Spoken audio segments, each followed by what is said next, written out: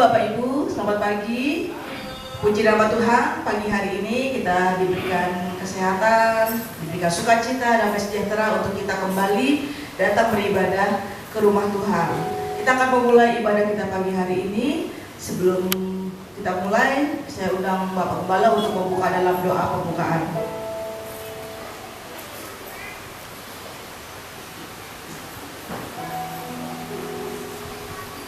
Mari Bapak Ibu kita bukan hati kita. Bapa kami yang di surga, terpujilah nama-Mu ya Tuhan Yesus. Pada hari ini, pada saat ini, kami memang datang ya Tuhan Yesus. Kami nanti-nantikan ya Tuhan Yesus untuk sama-sama memuji Tuhan, menyembah Tuhan, mendengar firman Tuhan dengan saudara-saudara seiman. Kami tahu ya Tuhan Yesus, mengutamakan Tuhan segala-galanya. Biar pada hari ini Kau lihat hati kami yang rindu untuk menyenangkan hati Tuhan. Kuduskanlah, ampuni segala pelanggaran dan dosa kami ya Tuhan Yesus.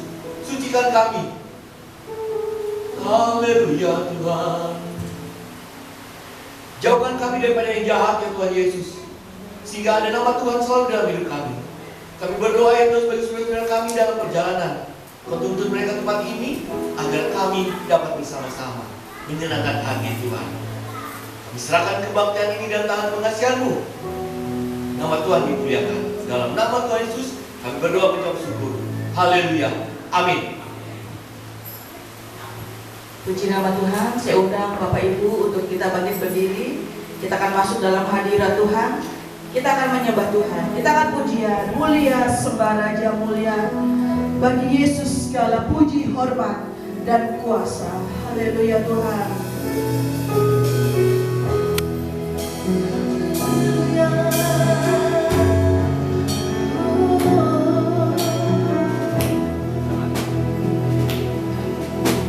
Mari sama-sama kita katakan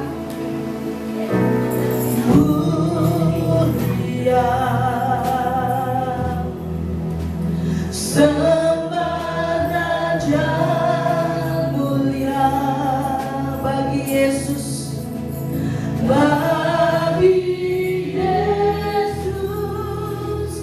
puji hormat dan kuasa. Katakan mulia agung kerajaannya. Mulia agung kerajaannya.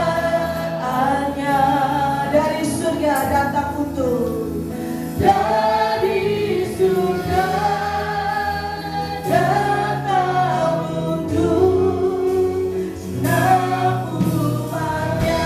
Yang lebih sungguh mulia, sembah Raja mulia. Mulia, sembah Raja mulia. Bagi Yesus puji, hormat, dan kuasa. Puji hormat dan kuasa. Mulia,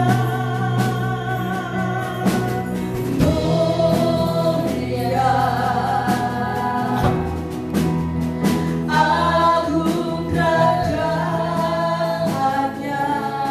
Yang telah mati dibangkitkan, yang telah mati dibangkitkan.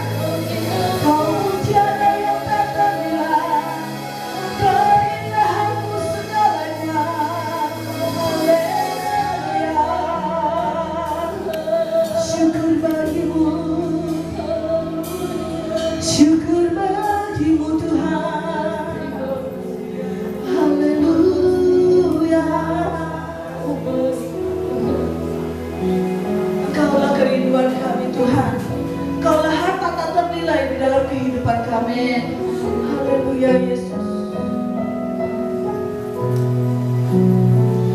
Oh Tuhan Yesus, kerinduan hatiku, mutiara ternilai harta milikku,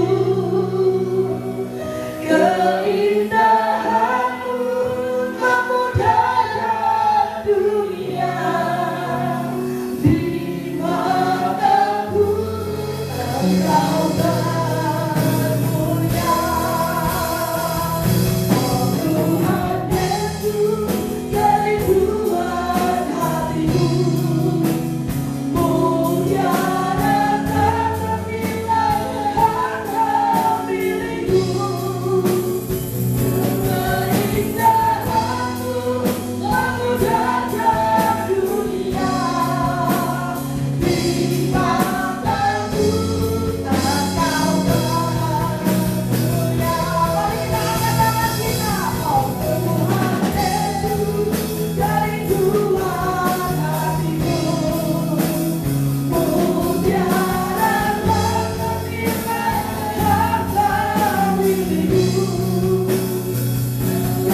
keindahanmu memudahkan dunia, di mataku Engkau bermulia. Di mataku Engkau bermulia. Di mataku Engkau bermulia. Dia yang termulia, Dia yang layak kita puji, kita sembah. Haleluya. Kita akan pujian Allah mana yang dahsyat seperti Allah kita.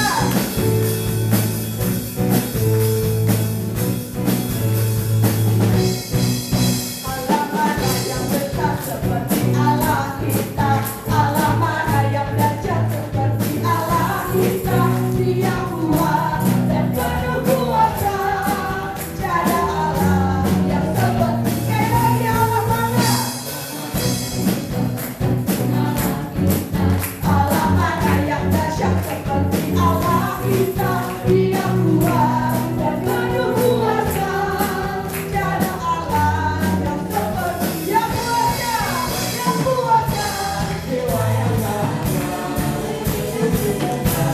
kita cinta, bersorak-sorai semua orang yang takut. Yang kuasa, jiwa yang dahaga, dan kita tetap sukacita, bersorak-sorai semua orang yang takut akan Tuhan. Allah mana?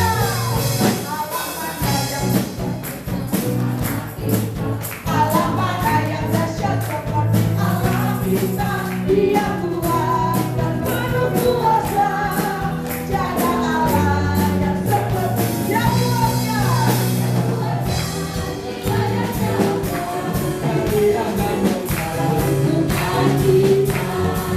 bersorak-sorai semua orang yang takut akan Tuhan. Yang kuasa, jiwa yang dahaga, dan bila mendengar sukacita.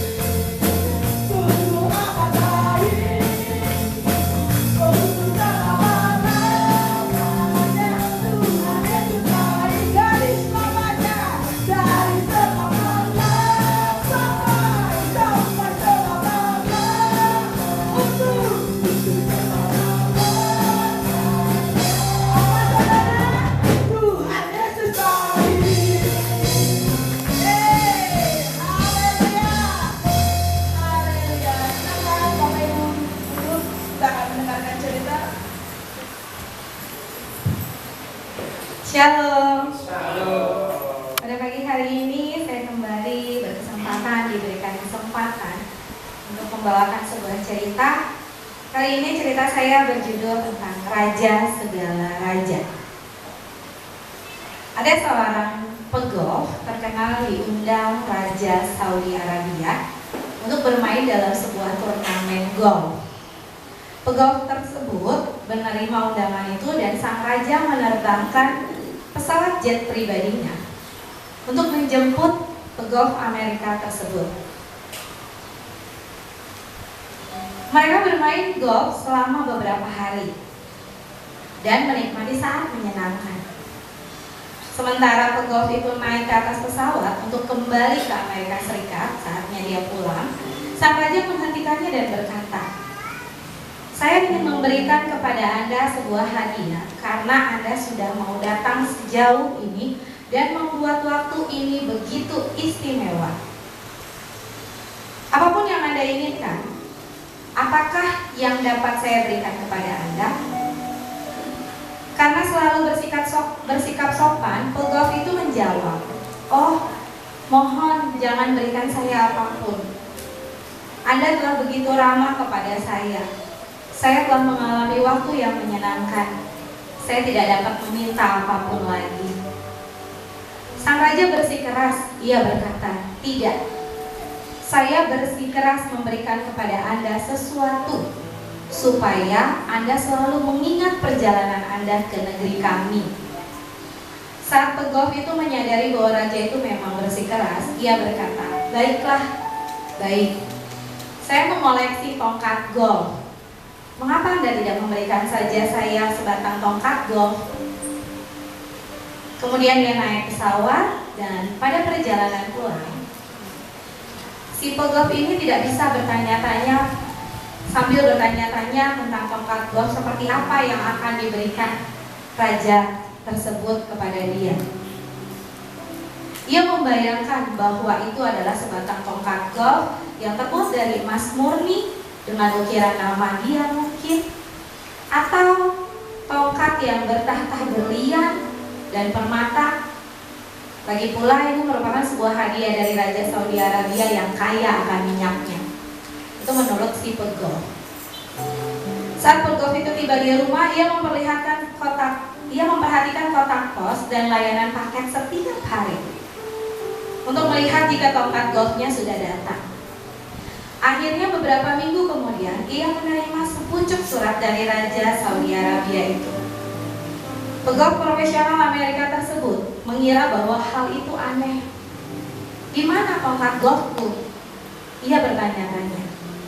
Ia membuka sampulnya dengan terkejut. Ia menemukan di dalamnya selembar akte tanah lapangan golf seluas 232 hektar di Amerika.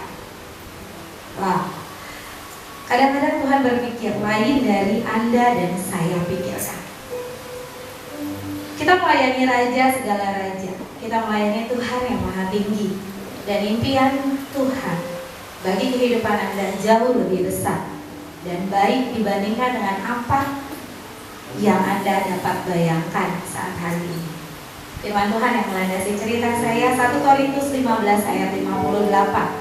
"Oleh karena itu saudara-saudaraku yang kekasih, berdirilah teguh, jangan goyah, dan giatlah selalu dalam pekerjaan Tuhan. Sebab kamu tahu bahwa dalam bersekutu dengan Tuhan jerih payahmu tidak sia-sia." Yesaya 55 ayat 8 sampai dengan 9. "Sebab rencanaku bukanlah rencanamu, dan jalanmu bukanlah jalanku. Demikianlah firman Tuhan. Seperti setingginya langit dari bumi, demikianlah tingginya jalanku dari jalanmu, dan rencanaku dari rencanamu." Amin. Ibu Maya kita menyampaikan cerita untuk kita pada pagi hari ini. Benar ya saudara, rancangan Tuhan yang terbaik untuk kita semua. Kita akan mendengarkan firman Tuhan. Biarlah setiap firman yang kita dengar pagi hari ini sungguh-sungguh menjadi rema dalam kehidupan kita. Saya undang kembali Bapak Ibu untuk bangkit berdiri. Haleluya Tuhan. Pegang tangan kami Tuhan. tidak dapat berjalan sendiri tanpa pimpinan dan penyertaan-Mu. Haleluya Yesus.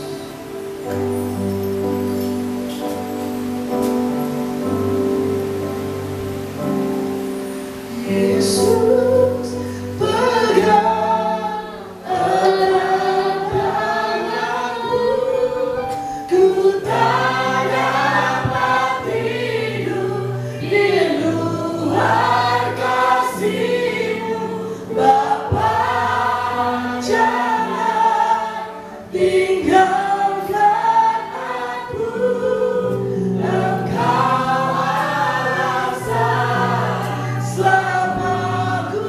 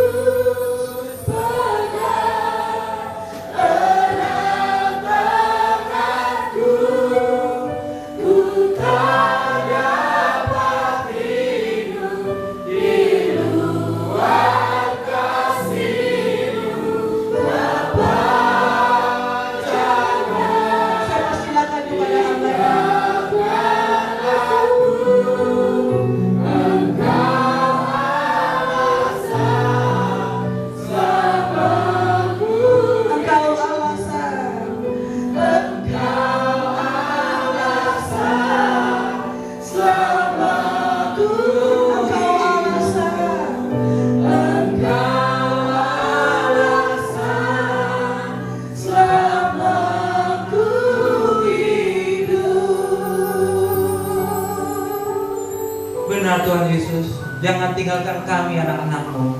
Hanya Engkau alasan sepanjang hidup kami ini Tuhan. Terima kasih ya Tuhan atas penyertaan-Mu di kehidupan kami pribadi lepas pribadi Tuhan. Terima kasih Tuhan. Dan pagi hari ini Tuhan, kami kembali bersyukur Tuhan, karena Engkau masih beri kami kesempatan untuk bersatu di sini Tuhan, untuk memuji-Mu, menyembah-Mu, dan belajar sedikit dari firman-Mu Tuhan. Ya Tuhan, sebentar lagi hamba-Mu akan bawakan firman-Mu Tuhan. Beberapa dari firman-Mu, biarlah semua yang terucap dari lidah ini Tuhan sesuai dengan keinginan-Mu. Dalam nama Tuhan Yesus junjungan kita. Haleluya. Amin. Good morning semuanya. Ya. Morning. Ya. Bapak Ibu, saya sangat bersyukur kembali diberi kesempatan untuk membawakan satu tema ya. Satu tema yang dimana saya belajar banyak sekali tentang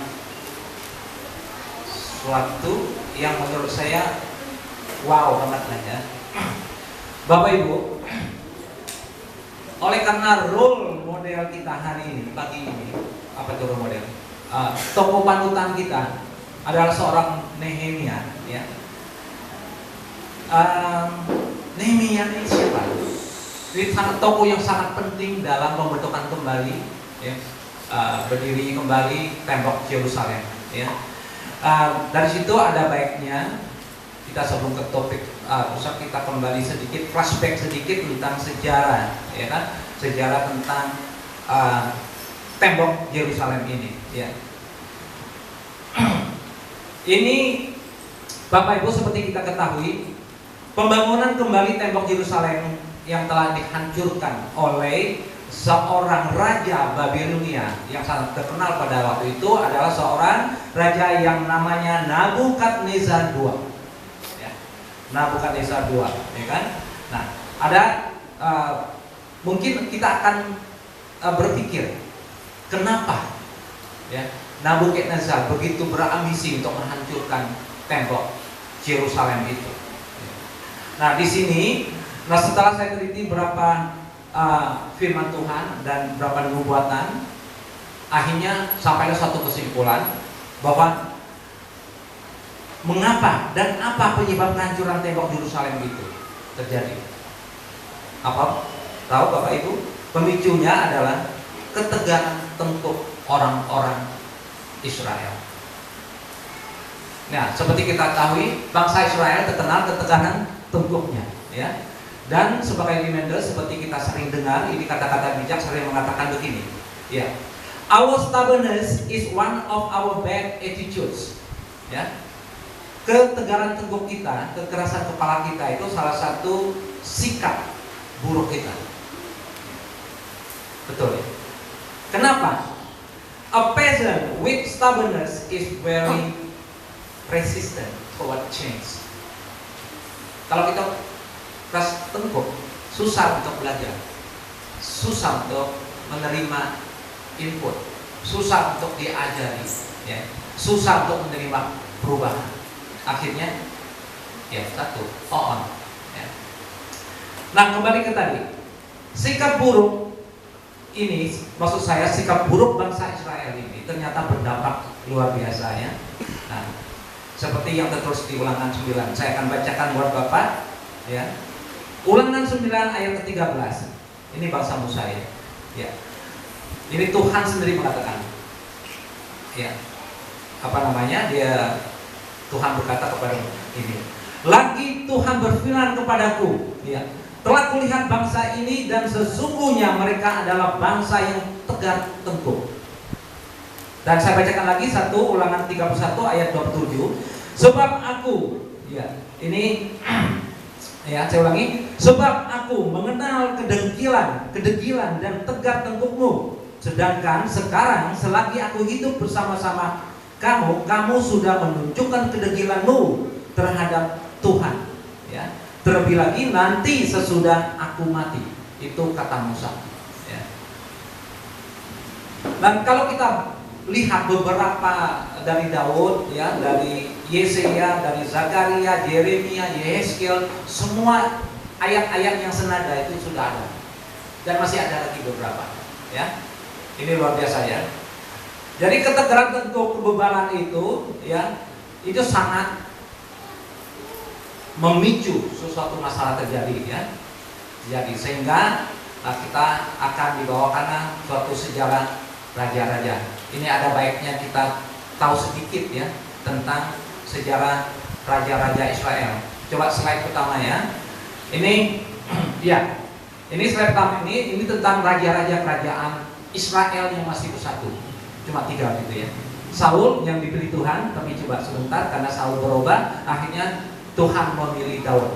Daud pun pernah jatuh di pertengahan, tapi untungnya Daud sangat menyesali kesalahannya itu dan bertobat sampai ujung hidupnya. Itu Tuhan sangat berkenan dengan Daud. Dan dilanjutin oleh Salomo yang awalnya luar biasa, sampai Tuhan secara pribadi muncul bertanya langsung lewat mimpinya, Salomo, apa yang kamu ingin minta? Sampai segitunya. Tapi sayangnya Bapak Ibu, Salomo gagal justru di ujung-ujung hidupnya. Kenapa? Karena dia melanggar larangan Tuhan, ya, kawin campur, ya, kawin campur. Nah, sebelum ke situ kita lihat, ya, seperti Tuhan katakan, ya, karena kesalahan Salomo ini, jadi salah satu triggernya perpecahan Israel itu adalah salahnya Salomo, ya, Salomo yang bikin Tuhan begitu murka. Yang kedua itu raja-raja yang setelah dibagi dua, itu raja-raja yang mudah-mudahan kelihatan, ya. Ini warna backgroundnya kurang oke, ya. Ini Israel Utara, ya, Israel Utara. Yang kedua, ini ibu kotanya Samaria. Ini 10 suku memilih di Israel Utara, ya, Israel Utara. Dan yang ketiga, ini yang Israel Utara ini, Bapak Ibu, 20, ya, ini 20 rajanya, ya, 20 kerajaannya. Kenapa begitu, ya? Cuma satu yang berkenan di Tuhan, Yehu. Cuma Yehu yang baik di mata Tuhan. Yang lainnya luar biasa menyakitkan hati Tuhan. Mereka saling membunuh. Semuanya penyembah Baal, ya. Tapi fokus kita bukan sini. Di berikutnya, coba slide berikutnya, ya, Yerusalem. Yang ketiga, raja-raja kerajaan Yehuda. Yang ketiga, ya, ini cuma 2, ya, 2 suku, ya, 2 suku, ya, apa itu, Benyamin dan keturunan Daud itu, ya, suku Yehuda, ya. Di sini juga 20 rajanya, juga 20, ya. Saya pelajari satu-satu, ya, ternyata cuma 4 yang Tuhan berkenan dari 20 kerajaan ini, keturunan Daud. 1, Asa, ya. Asa, habis itu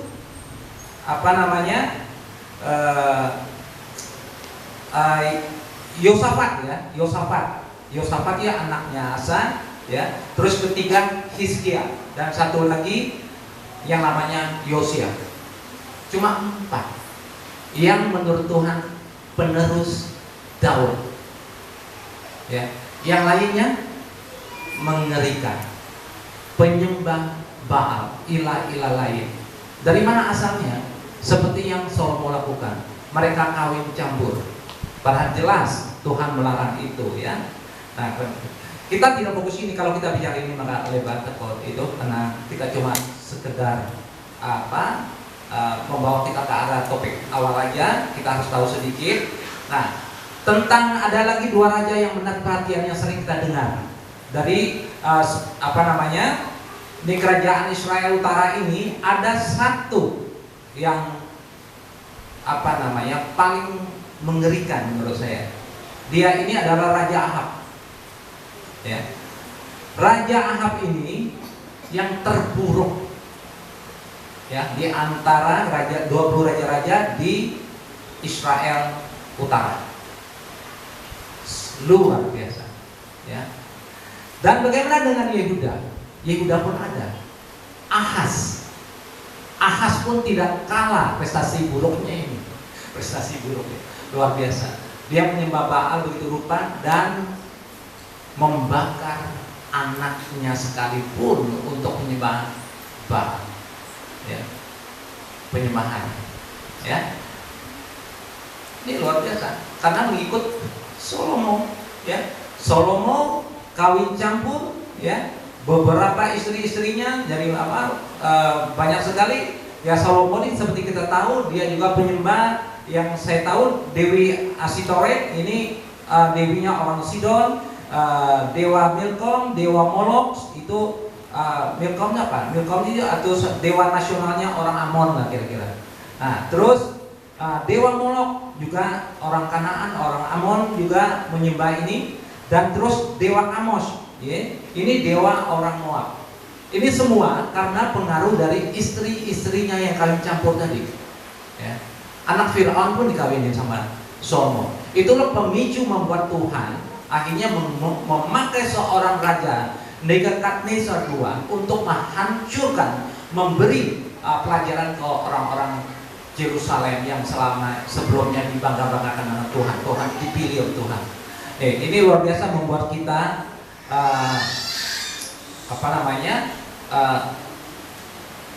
yang membuat kita belajar ya. Jangan melawan firman Tuhan ya. Ya, Salomo itu. Terus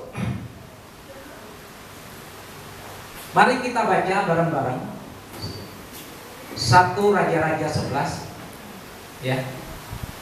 1 Raja-Raja 11 ya. Coba Anto tolong Pak Anto biar lebih fokus ya, yang lain dengar baik-baik. Pak Anto baca Pak Anto. Ayat ke 1 Raja-Raja 11 ayat 5 sampai 10 ya. Firman Tuhan dalam 1 Raja-Raja 11 ayat 5 sampai dengan 10. Iya. Demikian firman Tuhan, demikianlah Salomo mengikuti Asitoret, dewi orang Sidon, dan mengikuti Milkom, dewa kejujukan sembahan orang Amon. Dan Salomo melakukan apa yang jahat di mata Tuhan. Dan Di slide 6. Ya terus Pak. Dan Salomo melakukan apa yang jahat di mata Tuhan, dan dia tidak dengan sepenuh hati mengikuti Tuhan seperti Daud ayahnya.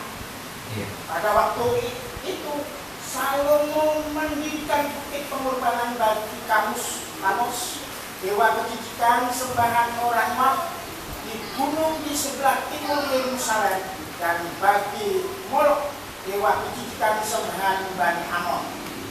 Demikian juga dilakukannya bagi semua istrinya, orang-orang asing itu yang mempersembahkan korban ukupan dan korban sembelihan kepada Allah-Allah mereka.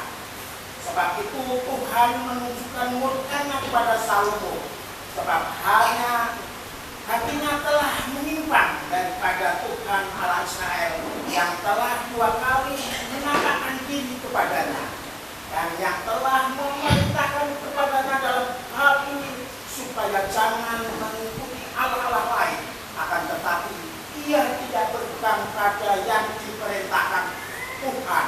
Amin. Oke. Nah, maka murkalah Tuhan yang tak terbentuk muka Tuhan dan memecah kerajaan Israel setelah Salomo meninggal. Seperti ini ayat ini coba Pak Andre, kelanjutannya dikit Pak Andre. 1 Raja-Raja 11 ayat 11 sampai 13. 11 sampai 13.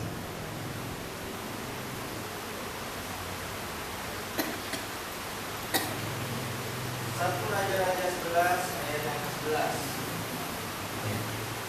Lalu berfirmanlah Tuhan kepada Salomo, oleh karena begitu kelakuanmu, yakni engkau tidak berpegang pada perjanjian dan segala ketetapanku yang telah kuperintahkan kepadamu, maka sesungguhnya aku akan mengoyakkan kerajaan itu daripadamu dan akan memberikannya kepada hambamu.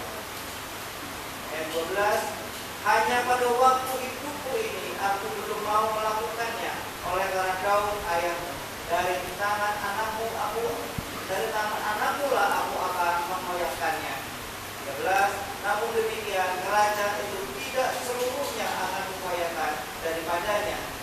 suku akan kuberikan kepada anakmu oleh karena hambaku Daud dan oleh karena Yerusalem yang telah kupilih.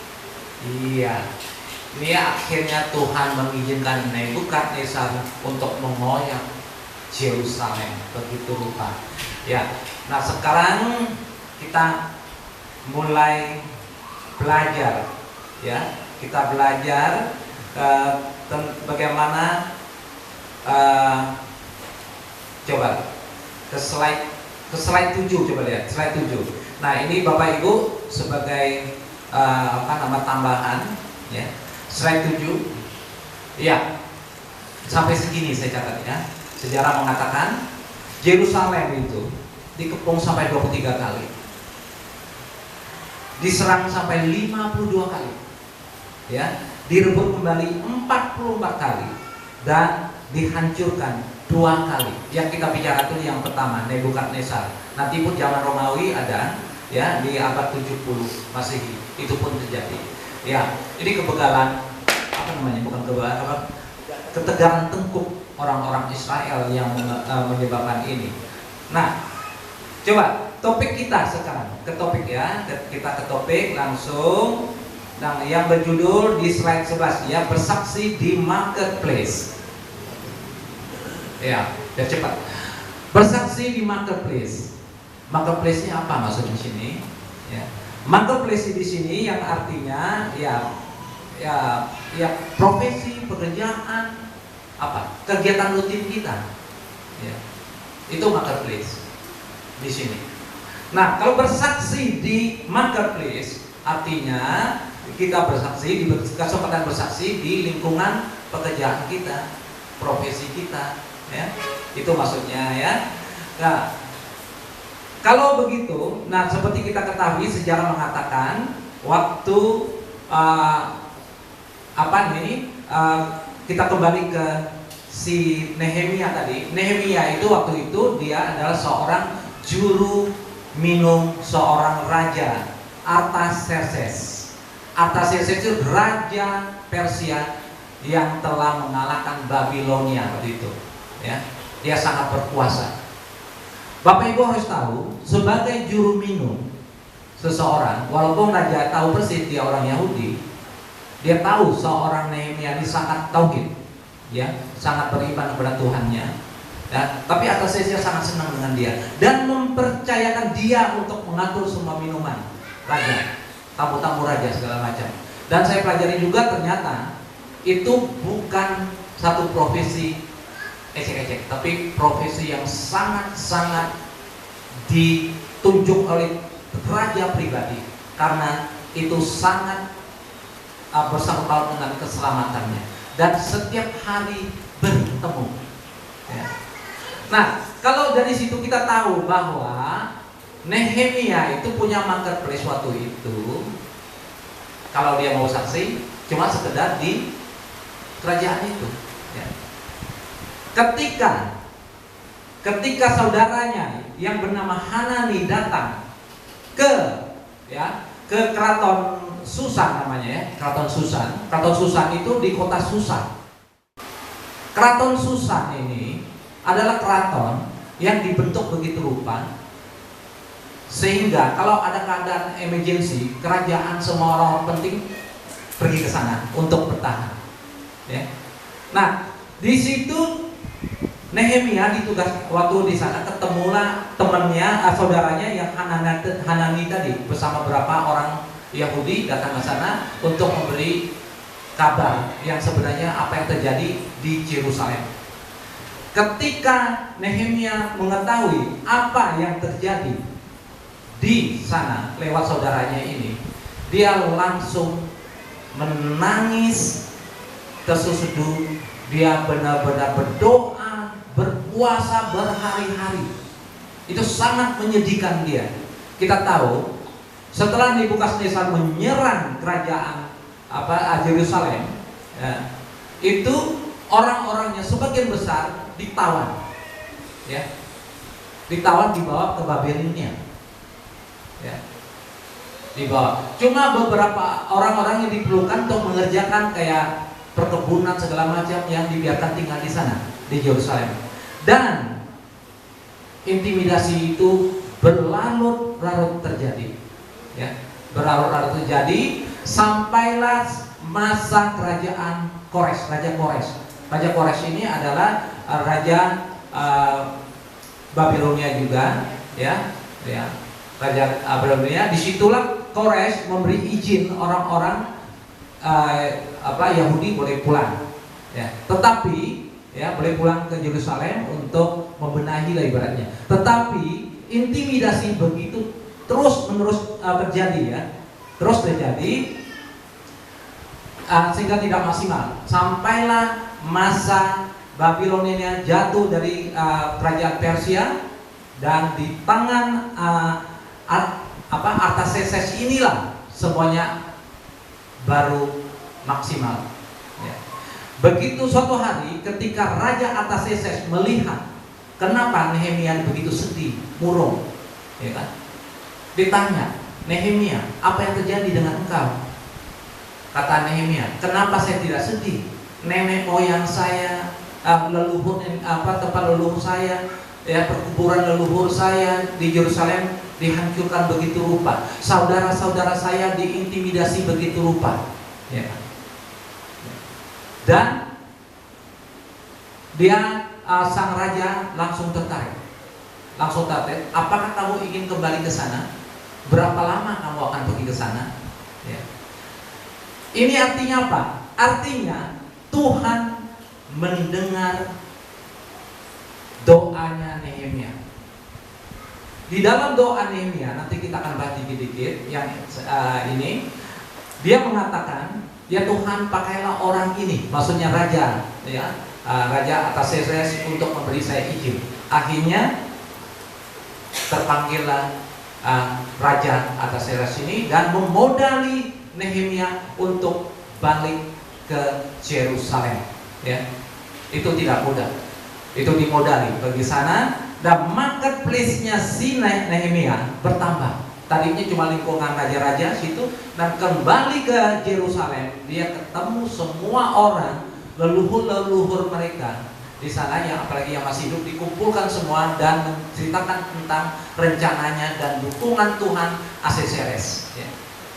Itu luar biasa. Kita tahu itu sulit. Kenapa? Dari mana kita tahu sulit? Ketika dari kerajaan, dari Kores itu ada beberapa raja masih terus menunjukkan itu tidak tuntas, ya. Sampai pengaruh Nehemia dia berdoa begitu terus kepada Tuhan, ya, kepada Tuhan, sehingga Tuhan itu tersentuh hatinya dan merespon doa-doa Nehemia tadi, ya. Marketplace yang pertama di Yerusalem, ya, Yerusalem dan lingkungannya, dan akhirnya tembok itu berdiri dengan cepat, ya, berdiri dengan cepat. Bapak Ibu, kalau kita bicara tentang Nehemia ini, ya, saya juga ya kaget banget, ya.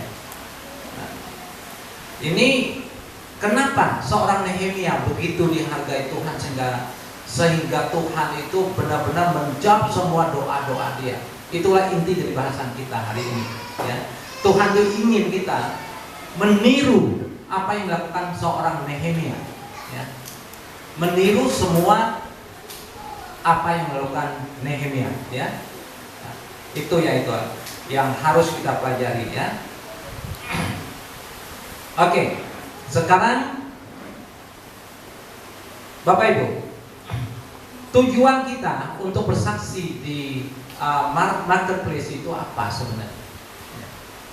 Apa tujuannya? Tujuan pertama adalah, ya, ini untuk memperoleh kehidupan kekristenan yang lebih baik, ya, bagi kita pribadi, ya, menjadi hamba yang baik dan berbuah baik. Itu tujuan, ya, bersaksi.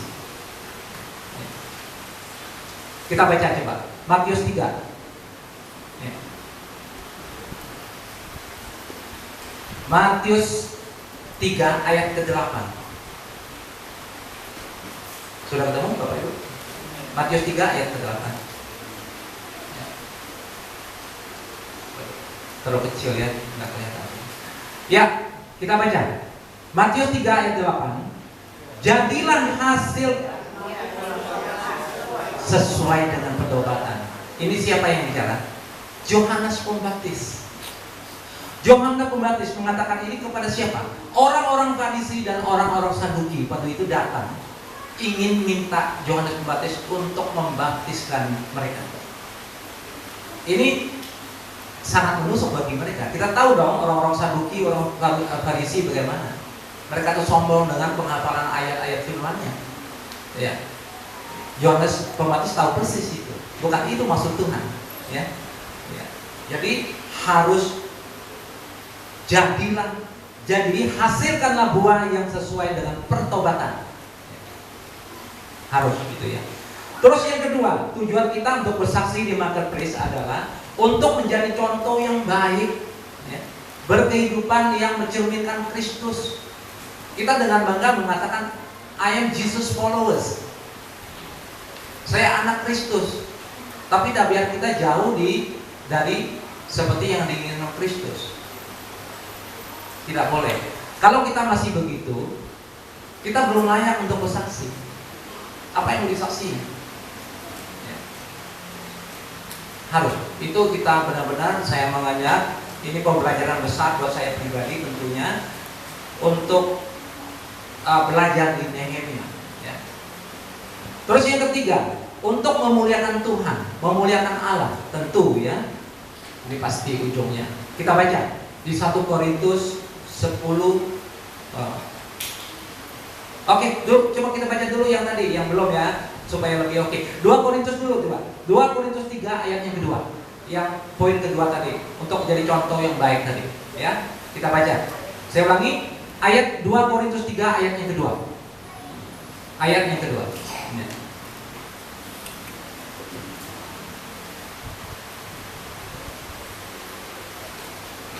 Oke, kita baca. Begini bunyi firman Tuhan, kamu adalah surat-surat pujian kami yang tertulis dalam hati kami dan dikenal dan dapat dibaca oleh semua orang. Sulit, memang sulit banget. Ya. Kembali yang ketiga, kita baca untuk memuliakan nama Tuhan 1 Korintus 10 ayat yang 31. 1 Korintus 10 ayat yang ke-31. Sudah ketemu? Amin? Oke, kita baca. Begini bunyi firman Tuhan. Aku, jika engkau makan, atau jika engkau minum, atau jika engkau melakukan sesuatu yang lain, lakukanlah semuanya itu untuk kemuliaan Allah. Semua yang kita lakukan patokannya adalah kemuliaan Allah. Kalau kita selalu memegang, ya, kita memegang moto ini, kita agak sulit untuk melakukan suatu kesalahan. Ya. Kita ditegur langsung. Jadi moto ini harus pegang.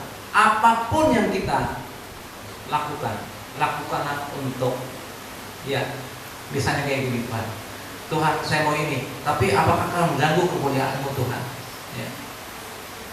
Apakah akan merusak nama baik-Mu Tuhan? Ya kalau iya jangan lakukan. Ya. Itu patokan yang harus kita pegang. Hari ini pembicaraan kita ya sempit tapi sangat mendasar buat hati kita yang dalam. Ya. Kita bicara agak serius kali ini. Ini karena benar-benar untuk mengajar kita bagaimana sih untuk jadi anak Tuhan itu yang baik. Ya. Nehemia telah memberi contoh yang luar biasa. Ya. Nehemia. Siapa yang bisa menyangka Nehemia, ya, seorang Nehemia, juru minum seorang raja, bisa membalikkan keadaan Yerusalem yang lulu lantak begitu rupa. Ya. Semua baik suci semua dihancur leburkan yang didirikan Salomo.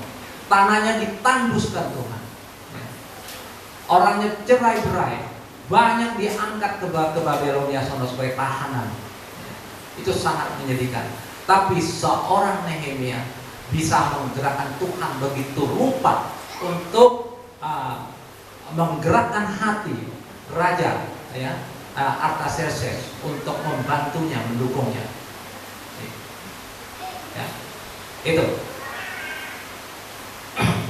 Mungkin ada yang bertanya begini, bagaimana bisa kita layak menjadi saksi di marketplace kita masing-masing? Seorang Pak Beng ya, dia tidak akan bisa bersaksi di lingkungan sekolahnya kalau dia tidak bertabiat baik. Tidak mungkin. Ya. Kita sebagai seorang anak tidak akan bisa menjadi saksi di keluarga kita kalau kita sebagai anak pun nggak benar. Kita di pertemanan kita, teman kita tidak bisa jadi contoh sebagai anak Tuhan Yesus kalau kita sendiri brengsek di mata mereka. Justru kita jadi batu sandungan. Itu dosa. Ya. Saya senang kalau Pak Benget mengatakan Tuhan mau memakai saya di lingkungan saya. Ya. Itu artinya Pak Benget ngerti gitu. Dia ngerti sebagai anak Kristus. Ya. Itu luar biasa. Coba tiap dari kita selalu tahu, saya ini kan anak Kristen, pengikut Kristus. Jadi saya harus dong kayak Kristus, yang seperti Kristus idamkan buat semua tiap anaknya. Tidak terbatas siapa kita. Bukan kita harus seorang gubernur, bupati, ya. Walaupun tadi seperti Artaxerxes tadi, dia tahu sulitnya karena dia belajar dari Kores dan terus berapa raja lagi, saya dulu lupa aja nama-nama rajanya, itu gagal karena ada gangguan luar biasa. Bapak tahu, Bapak Ibu tahu, ya ingat mungkin ini ya. Raja Artaxerxes itu ketika dia memberi izin untuk Nehemia kembali ke Yerusalem, dia bukan cuma kasih modal, tetapi dikasih surat kuasa. Dia bilang, Nehemia, ini surat kuasa. Saya tunjuk kamu sebagai pimpinan di Yerusalem. Ya kalau hitung-hitung kalau sekarang sekitar seperti gubernur lah, ibaratnya, untuk menata ulang Yerusalem. Dan bukan cuma itu dia tahu karena sulitnya seperti cerita-cerita Nehemia, apa yang telah jadi benturan-benturan orang-orang sekelilingnya, apalagi dari non Yahudi, itu luar biasa intimidasinya. Dan akhirnya Raja Artaxerxes memberi kuasa kepada orang-orang yang berkaitan dengan Yerusalem sekelilingnya. Intinya begini loh, ini surat. Ya, surat bukan surat kuasa, surat perintah tepatnya. Ini surat perintah kepada kalian semua untuk tidak mengganggu seorang Nehemia, karena saya yang memerintahkan dia untuk memperbaiki tembok Yerusalem. Ya. Itu asalnya dari mana semua? Dari Tuhan. Karena doa Nehemia semuanya didengar Tuhan. Tuhan dengar semua permintaannya. Tuhan dengar. Dia menggunakan seorang raja yang powerful waktu itu, ya, yang paling kuat ibaratnya, ya, dia gunakan. Ya. Oke. Jadi seperti saya tanyakan tadi, how to be a good witness at our marketplace? Gimana jadi saksi baik? Ya. Jawabnya, try to understand the Lord's wants. Kita harus mencoba cari tahu apa yang Tuhan inginkan. Itu master key. Ada dalam kata yang Common Wilson begini mengatakan, keep on learning, terus belajar.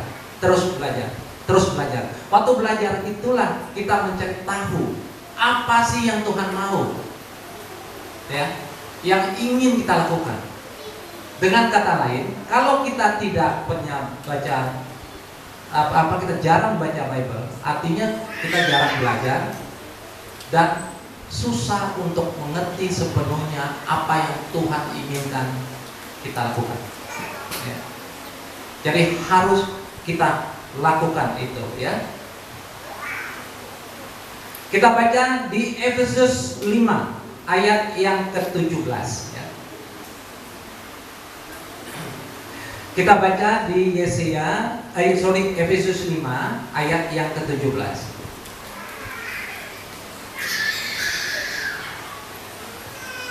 Begini bunyi firman Tuhan. Sebab itu, sudah, ayo kita baca bersama-sama dengan sepenuh hati Efesus 5 ayat ke-17.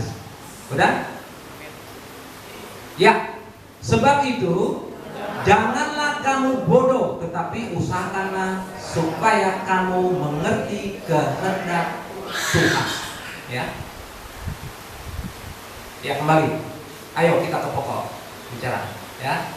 Belajar dengan seorang Nehemia.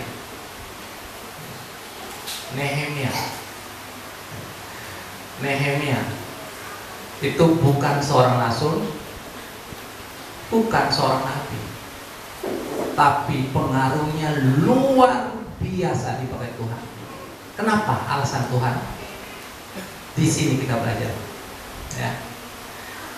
Emulate Nehemia in testifying, ya, meneladani Nehemia dalam bersaksi. Ini slide ke-12 ini, ya.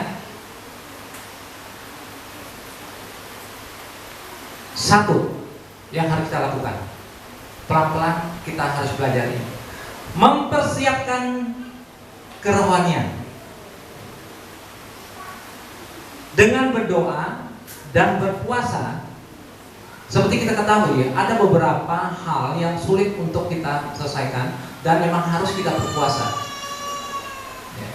Berpuasa memang berat, tapi berpuasa dalam ini artinya kita harus tahu, ya. Jangan berpuasa nanti kita tunjukin ke bawah, Pak, Bu, saya puasa nih. Ini lihat ini, bau kan mulut saya? Ya. Saya haus nih. Kok haus nih? Kok saya lapar nih? Jangan, itu tidak ada artinya lagi buat Tuhan. Ketika kita punya ada satu masalah besar, ya diam-diam kita puasa lah. Puasai semampu mungkin. Nah, ketika puasa itu empati kita tuh bertumbuh, Bapak Ibu. Ya. Kita lebih dekat dengan Tuhan. Ya. Ada banyak hal yang harus kita belajar puasa. Sulit, jangan tanya. Ya. 3 jam nggak minumnya susah. Tapi kalau kita punya niat, ya bisa. Ya. Dengan berdoa dan puasa berarti kita sudah mempersiapkan kerohanian kita, langkah awal, ya. Di langkah awal ini, langkah awal kita adalah mempersiapkan kerohanian kita. Jadi tanpa berdoa, tanpa puasa, ya, kita susah jadi saksi, ya. Seperti Nehemia lakukan setelah dia mendapat kabar yang menyedihkan tentang Yerusalem lewat Hanani tadi. Dia tidak tereng-aling-aling, dia sampai menangis semuanya bajunya sampai berhari-hari dia puasa. Ya. Dia langsung merasa sangat sedih, sangat langsung dalam berkomunikasi dengan Tuhan lewat doanya, ya, lewat puasanya. Ini jelas sekali. Ayo kita baca ke nats kita. Ini yang harus kita baca. Nehemia 1 ayat 1 sampai 11. Kita baca, ya. Nehemia 1 ayat 1 sampai 11.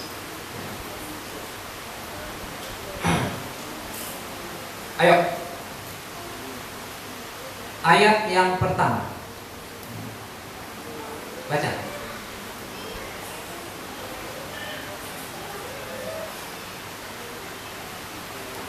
Nggak kelihatan ya? Ayo Yeremia, Nehemia 1 ayat 1 ke 17 sampai ke 11 kita baca. Yang pertama,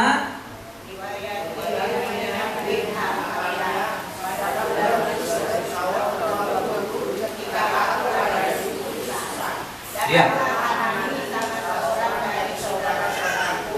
dengan beberapa orang Yahudi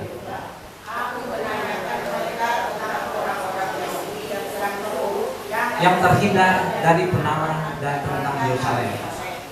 Yang ketiga, orang-orang yang masih tinggal di daerah sana yang terhindar dari perlawanan ada dalam kesusahan besar dan dalam keadaan tercela.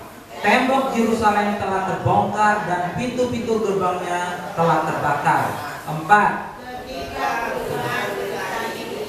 Duduklah aku dan menangis dan berkabung selama beberapa hari.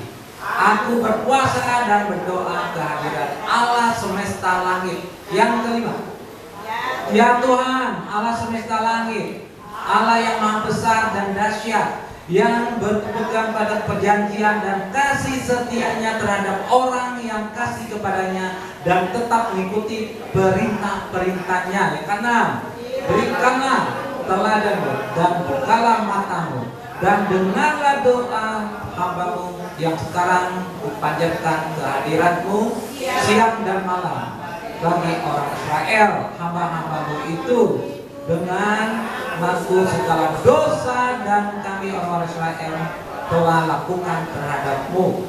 Juga aku dan kaum keluargaku telah berbuat dosa. Yang ketujuh, kami sangat bersalah terhadapmu dan tidak mengikuti perintah-perintahmu, ketetapan-ketetapanmu dan peraturan-peraturan yang telah kau perintahkan kepada Musa hambamu itu.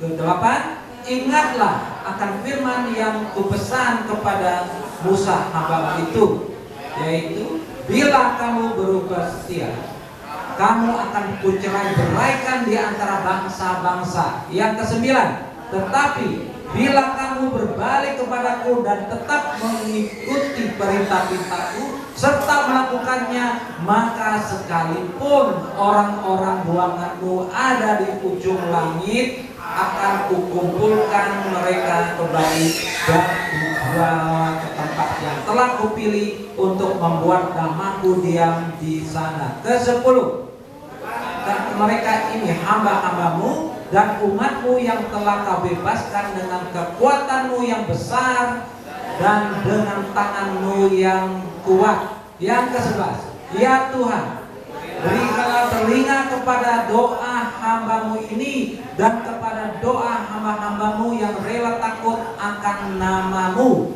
dan biarlah hambamu berhasil hari ini dan mendapat belas kasihan dari orang ini. Ya. Ketika itu aku juru minuman raja. Orang itu sang raja. Nah, sekarang kita lihat, Bapak Ibu, ini kita sedikit kenal tadi ya. Ayat pertama itu ada bulan Kislev ya. Kislev nama panggilnya. Kislev itu bulan ketiga ya di kalender orang Yahudi ya.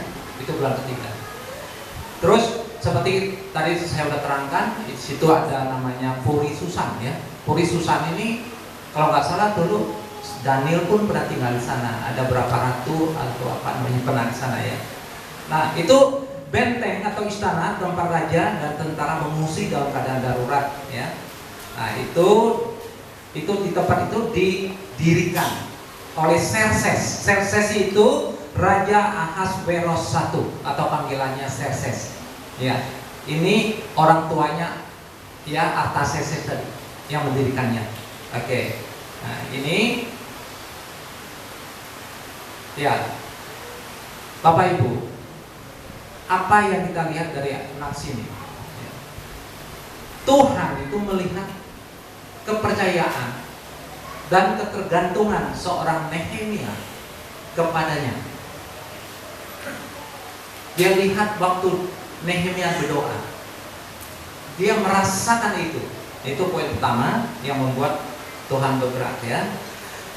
Tuhan melihat empati Nehemia yang besar kepada saudaranya, orang-orang Yahudi yang di Yerusalem yang telah mengalami banyak intimidasi, penderitaan di sana. Tuhan juga merasakan kerendahan hati seorang Nehemia ya, dalam menyadari dosa-dosanya, keluarganya ya, leluhurnya, orang-orang Yahudi. Dia tidak menyalahkan Tuhan ya. Kenapa sih Tuhan tega dengan ya bangsa pilihanmu ya kan? Tidak, dia langsung menangis dan meminta ampun ya dengan sepenuh hati ya. Tuhan juga merasakan ketulusan hati Nehemia dalam mendoakan saudara-saudaranya. Dan satu lagi, Tuhan juga tahu ada niat baik ya di dalam hati Nehemia untuk ikut memperbaiki tembok Yerusalem. Maka waktu di doa terakhir di ayat ke-11 tadi dia mengatakan ya waktu itu waktu doa pasti raja itu masih di tempat ya. Dia mengatakan pakailah orang ini ya, dan Tuhan berkenan ya untuk menggerakkan ya Artaxerxes ya. Ini mengajar kita bagaimana kita doa. Jangan ngasal doa.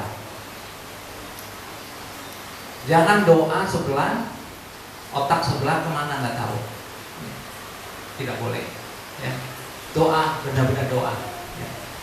Persis seperti kita, misalnya kita ingin perlu sesuatu dengan orang tua kita. Ya, itu sangat penting buat kita, mendesak kita menghadapi orang tua kita ya. Kita bisa doakan itu.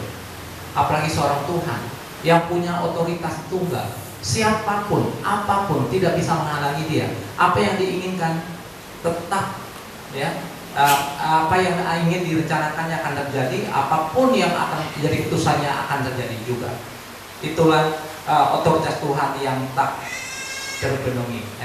Kita harus siap untuk belajar dari firman Tuhan ini. Ya, Bapak Ibu,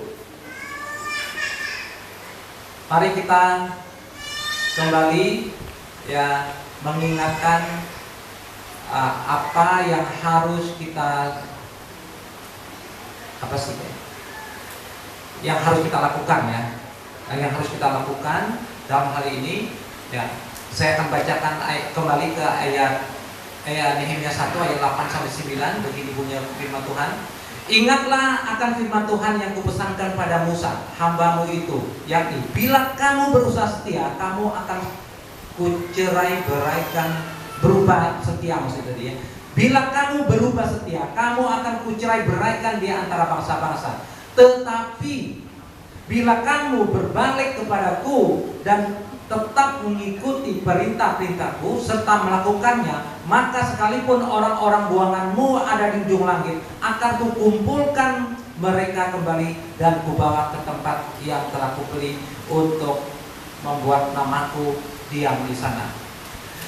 Kita bisa bersaksi dengan baik jika firman Tuhan itu diingat, ya, direnungkan dan dipraktekkan. Diingat firman Tuhan, ada firman Tuhan ini, ada loh. Ini ada firman Tuhan begini, ya kan? Diingat, ya. Terus kita merenungkannya. Tanpa perenungan kita tidak akan ada lanjutannya. Terus ketiga, praktekkan di kehidupan kita. Senantiasa, selalu lakukan itu. Simpelnya begini. Ketika kita membuka satu firman Tuhan, kita baca firman Tuhan, ada satu pertanyaan yang kita tahu. Kita harus tanya pada diri sendiri. Aduh, Tuhan, misalnya kurang ngerti nih. Saya belum ngerti firman Tuhan. Tolong dong, bantu saya biar saya ngerti. Kalau sudah mengerti, kita tanya lagi pada diri sendiri. Apakah saya sudah melakukannya? Ya. Kalau belum, kalau saya ingin, bisakah saya melakukannya? Ya. Itu harus saya terus tanya sehingga akhirnya niatan untuk mempraktekannya ada, ya, praktekannya ada. Ini sebagai penutup, saya ingat satu firman, bukan firman ya, doa Nehemia. Ya. Begini bunyinya, ya. Lord God of heaven, you are great and fearsome, and your, ya, saya ulangi, and you faithfully keep your promises to everyone who love you and obey your commands. Ini kata Nehemia, ya. Artinya apa? Tuhan, kira-kira begini bahasa Indonesianya, Engkau agung dan menakutkan. Engkau selalu setia menepati janji-janjimu kepada siapapun yang mengasihimu dan mematuhi peraturan-peraturanmu. Jadi Bapak Ibu, kita harus patuh dengan Tuhan. Kita harus melakukan semaksimal mungkin apa yang kita bisa akan perintah Tuhan. Ada amin? Mari kita berdoa. Terima kasih Tuhan.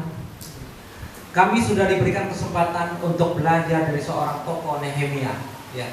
Di situ kita belajar dengan berempati Tuhan, ya, berbelas kasihan Tuhan, ya, mengakui dosa Tuhan, ya, memohon ampun kepada Engkau Tuhan, dan kami yakin Tuhan Engkau akan berkenan dengan apa yang akan kita lakukan itu Tuhan. Tuhan, kami rindu sebagai anak-anak-Mu Tuhan untuk selalu dekat dengan Engkau Tuhan, karena kami mengerti Tuhan, tanpa dekat dengan Engkau kami tidak akan bisa berbuat apa-apa Tuhan. Tanpa penyertaan-Mu Tuhan kami tidak akan mampu menghadapi semua masalah di kehidupan kami Tuhan. Tanpa penyertaan-Mu Tuhan kami akan lemah menghadapi semua gelombang-gelombang kehidupan Tuhan. Ya Tuhan, kasihlah kami semua anak-anak-Mu yang sedang tertunduk saat ini Tuhan. Biarlah kami mengerti semua firman yang kami baca Tuhan, dan biarlah kami timbulkan muncul niat-niat baik kami untuk memahaminya, untuk merenunginya, dan untuk mempraktekannya ya Tuhan. Terima kasih Tuhan. Terima kasih. Dalam nama Tuhan Yesus junjungan kami telah berdoa dan mengucap syukur. Amin. Terima kasih.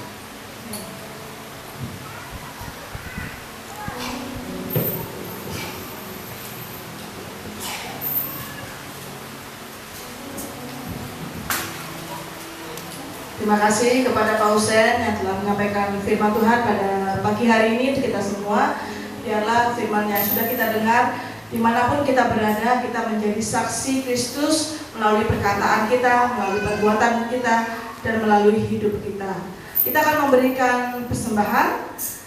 Mari Bapak Ibu mempersiapkannya. Persembahannya dibawa ke depan. Dan saya minta kepada Bapak Andre untuk pimpin kita dalam doa persembahan.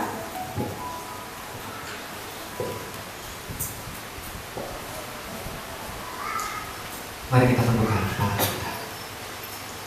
Tuhan Yesus, Kami membawa korban persembahan kami di hadapan. Engkau Allah yang memberkati kami sepanjang minggu ini, sepanjang bulan ini. Kami terpelihara melalui pekerjaan kami, melalui usaha kami.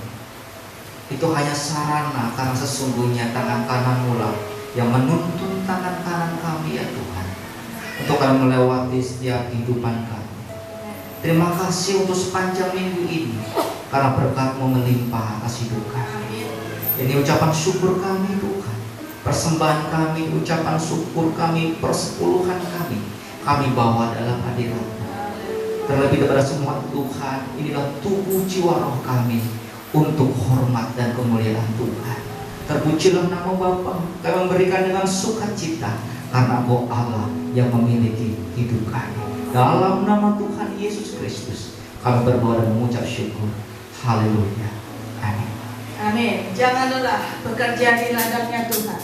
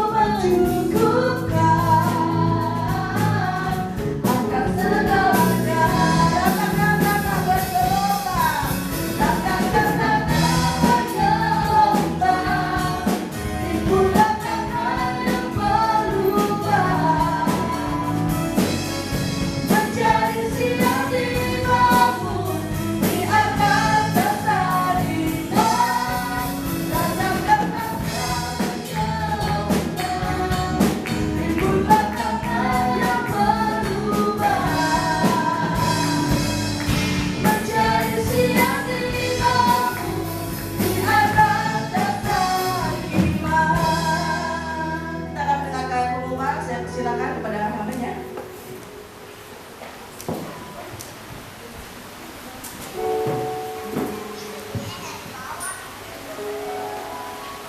Tuhan, terima kasih Pak Benget yang sudah memberikan firman Tuhan.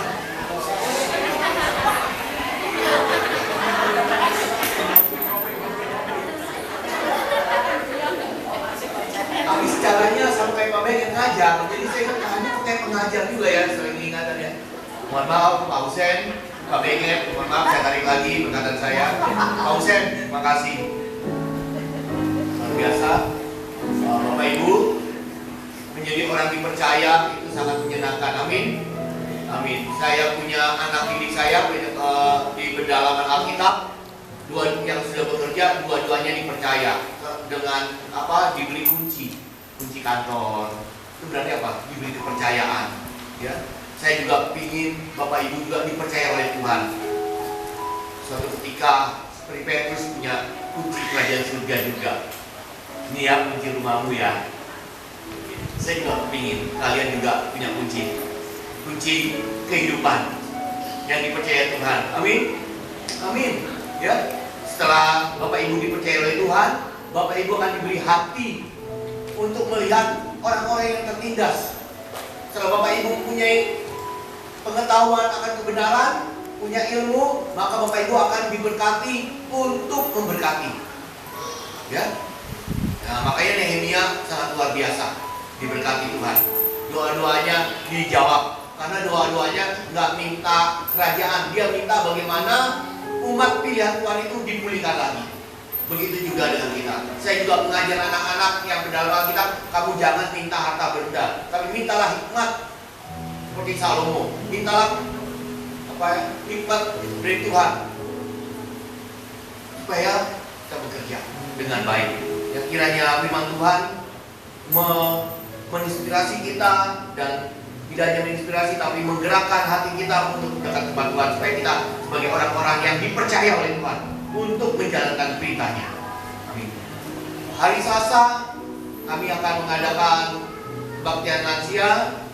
Hari Kamis ada kelompok 1, dan hari Sabtu ada jam 4 sore ada pendalaman Alkitab, dan jam 6.30 ada kebaktian kelompok. Kiranya Tuhan memberkati, dan saya juga kita sudah akan mendekor untuk Natal kita dan tahun baru, dan begitu juga yang latihan-latihan, persiapan latihan, dan saya juga akan latihan puji-pujian. Begitu juga dengan kelompok-kelompok yang lainnya, ada pria dan wanita, sekolah minggu. Ya, Tuhan persiapkan dengan baik, kita minta Tuhan untuk persiapan dengan baik untuk kita merayakan hari besar kita. Dan dana-dana yang sudah terkumpul, kiranya Tuhan cukupi dan Tuhan berkati. Dan adapun masih kurang, kami yakin percaya Tuhan akan berkati. Ya. Terus setia dalam Tuhan dan minta Tuhan dalam kita menjalankan perintah Tuhan. Mari kita bangkit berdiri.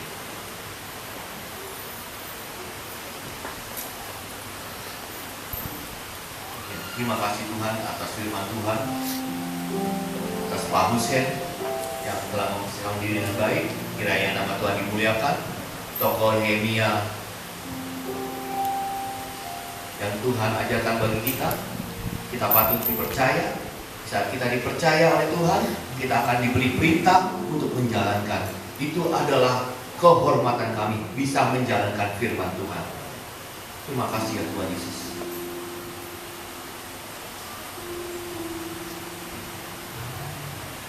Yesus lebih besar. Yesus lebih besar di dalamku, di dalamku. Kita nyanyikan Yesus lebih besar. Haleluya. Yesus lebih besar. Amin. Haleluya. Yesus lebih besar.